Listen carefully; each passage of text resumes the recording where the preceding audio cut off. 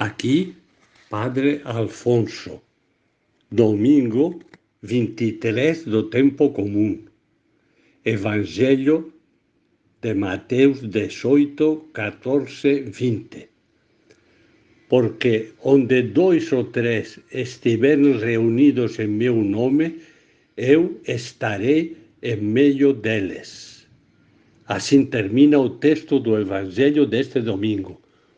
Reunidos em nome de Jesus, atraídos e cativados por Ele, animados pelo Espírito dele.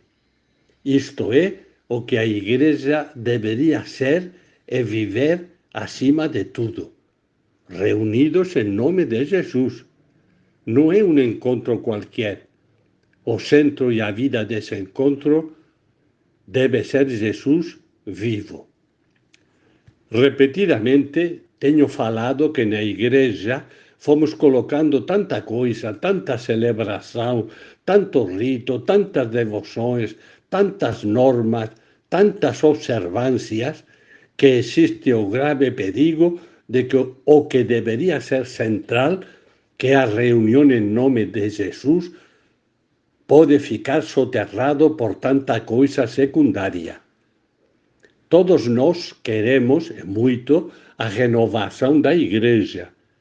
Pois bem, é necessário uma e outra vez insistir no fundamental, que é esse encontro pessoal e comunitário com Jesus vivo.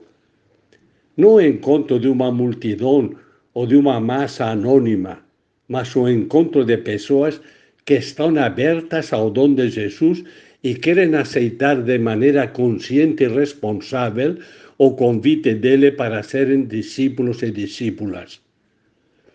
Quando 2 ou 3 estiverem reunidos em meu nome, eu estarei no meio deles. Parece que Jesus não está preocupado com o número, com a quantidade de pessoas.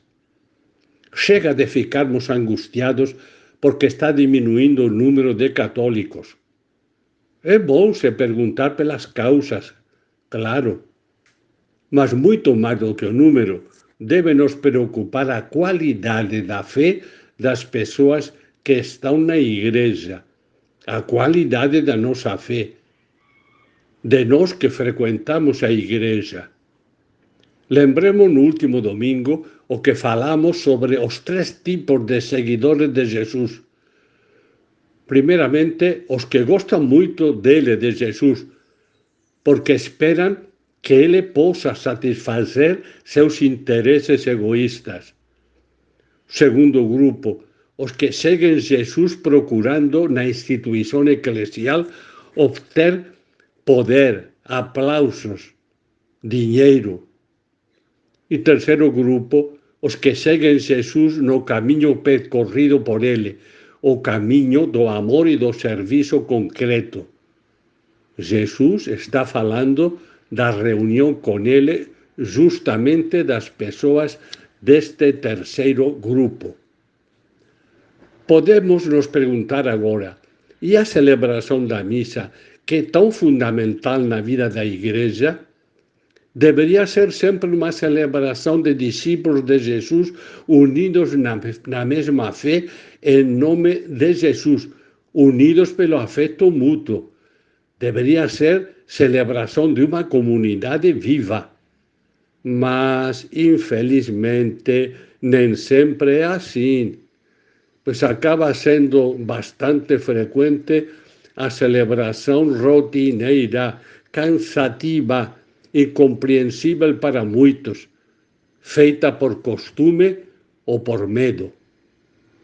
Peço licença para lembrar o seguinte: para que uma comunidade seja mesmo uma comunidade de verdade do ponto de vista humano, antropológico, é necessário que exista comunicação entre as pessoas pelo sentimento, pelo afeto. É claro que podemos nos reunir motivados por diversos interesses, trabalho, diversão, etc. Podemos até nos reunir para estudar o Evangelho, algo muito bom, mas se falta a comunicação afetiva, não seremos ainda uma comunidade. E do ponto de vista cristão, Sabemos que o sinal para coñecer o discípulo de Jesús é o amor mutuo. Nisto coñecerán todos que sois meus discípulos, se vos amardes uns aos outros. Nos diz Jesús no cuarto evangelho. A identidade cristã é o amor mútuo. Quando existe mesmo uma experiência comunitária com vínculos afetivos, é que podemos entender melhor o que nos diz Jesus no Evangelho de hoje sobre a famosa correção fraterna. Só que para que se trate de correção fraterna, é indispensável que predomine nessa comunidade o afeto e a estima entre seus membros. Acontece que todos nós, ou ao menos a maioria, temos problemas com a nossa autoestima, com nossa autoaceitação. De fato, somos mais conscientes dos nossos defeitos do que das nossas qualidades e possibilidades. Por isso, o amor entre os membros de uma comunidade deveria expressar-se manifestando, sobretudo, sentimentos sinceros de louvor, apreço, estima da outra pessoa. Isto vai criando um ambiente sadio de confiança, abertura mútua, alegria. Mas também devemos expressar sentimentos de desaprovação. É verdade, sim. Aqui que entra a correção fraterna. Mas para que a correção fraterna seja fraterna mesmo, é bom repetir, é necessário que o ambiente que predomina entre as pessoas seja de aceitação, de estima. Assim, a correção não é interpretada como agressão diante de uma crítica. Se predomina o afeto e estima mútuos, a palavra que interpela o irmão ou a irmã, a crítica feita amistosamente, pode ser de grande ajuda. Ajuda para reconhecer que a pessoa está equivocada no seu proceder e ajuda para mudar. E todos precisamos deste tipo de ajuda. Só que deve ser feita com palavras e atitudes amistosas. Assim a pessoa não se sente agredida e pode aceitar a interpelação e pode melhorar de fato. Infelizmente, esse clima nem sempre está presente nas comunidades chamadas cristãs. Ciúmes, rivalidades, fofocas, etc., envenenam o ar da comunidade e levam ao fechamento ou a revidar também com agressividade diante de uma crítica. Nesse ambiente, a chamada correção fraterna não pode existir. Vamos colocar Jesus vivo e o seu Espírito no centro de nossos encontros e reuniões. Vamos rever também como estamos na vivência comunitária, na família, nos grupos de igreja e especialmente na celebração eucarística.